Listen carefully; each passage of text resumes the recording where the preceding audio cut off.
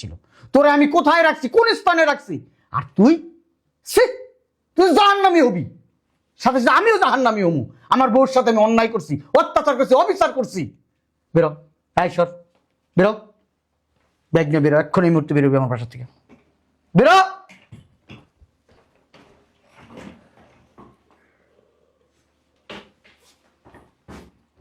যা, তুই ঘরে যা, বা টাকাটা নেন।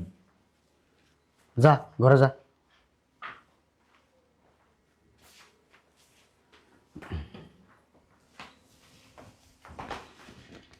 ওই শুনছো, কি হয়েছে, কিছু বলবেন? আমার মাফ করে দিও।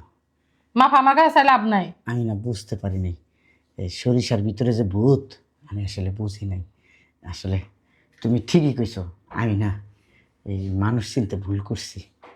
আমি 40 বছর আদম নিয়ে ব্যবসা করলে কি হয়েছে, আমি আসলে ওই মেয়েটার একটু চিনতে পারিনি, তোমারও চিনতে পারি নাই।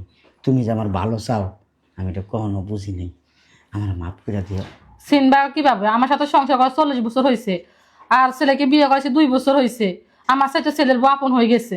আমি কত কত করে বলছি, তুমি তো আমার কোনো কথাই বিশ্বাস করো না। আমারে ভুল বুঝছো। না, ওই টাকাটি নিয়ে আলমারিতে রাইখা দিও। তোমার টাকা আমার লাগবে না, তোমার কোনো কিছুর প্রতি আমার কোনো লোভ নেই। আচ্ছা, তুমি কি আমার না? হ্যাঁ, আমি তোমার তো কি হয়েছে? তা তুমি যদি আমারও, আমিও তো তোমার, আমার সব কিছুই তো তোমার। এই যে কিছুক্ষণ আগে তো আমার এই বাড়ি থেকে বের করে দিচ্ছেন। এই লিগে তো আমি মাপ চাই, তোমার পায়ে ধরছি। আমার কাছে মাপছে কোনো লাভ নাই।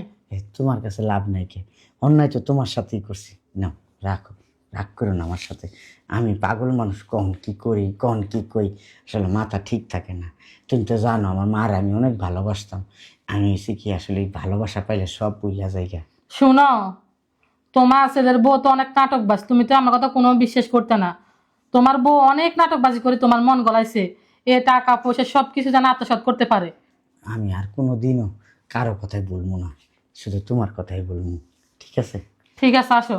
চলো, এই আমার একটু চা খাইবা? আচ্ছা ঠিক আছে। আচ্ছা, চলো।